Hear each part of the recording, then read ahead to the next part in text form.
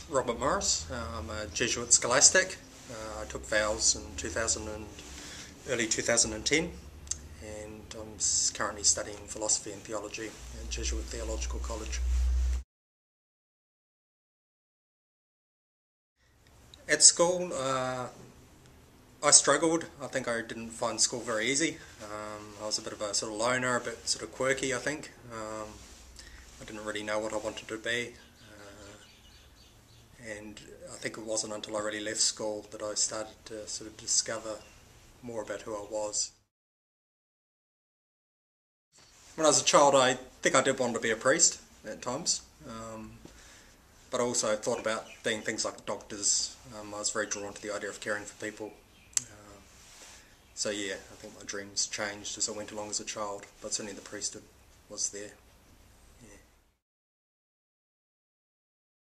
Joined the Jesuits because I was touched by the stories, especially of Jesuit martyrs in El Salvador in 1989, and there was just something that spoke to my heart about that story, and I think I was just drawn to that idea of caring for people, and there was something that really touched me about the Jesuit ethos and spirituality that really spoke to me. I'm happiest when I'm at peace with who I am, and I think now I'm happiest when I'm around my brother, the Jesuits. I feel as though they're my family, and yeah, I think happiness is very much about being at peace with who you are and where you are. What sustains me in my vocation would have to be prayer, although I do struggle with prayer. I think without prayer, this vocation, this life makes no sense, and it's almost impossible to lead. I'm always being asked, why did I join the Jesuits? And just how do I cope with giving up things like marriage, money? How do I live the life of vows of chastity, poverty and obedience? And what is life as a Jesuit? And I guess I tell people it's just like life generally. I think when you're called to something, while it does have its challenges, it's like any other form of life. And yes, the vows are difficult at times, but ultimately, and I just say it's just like any other walk of life, any other option you take in life. I don't think marriage is easy, it has its challenges. And I think the vows are very difficult at times to lead, but at other times they are life-giving, and they confirm me in this course that I'm taking in life.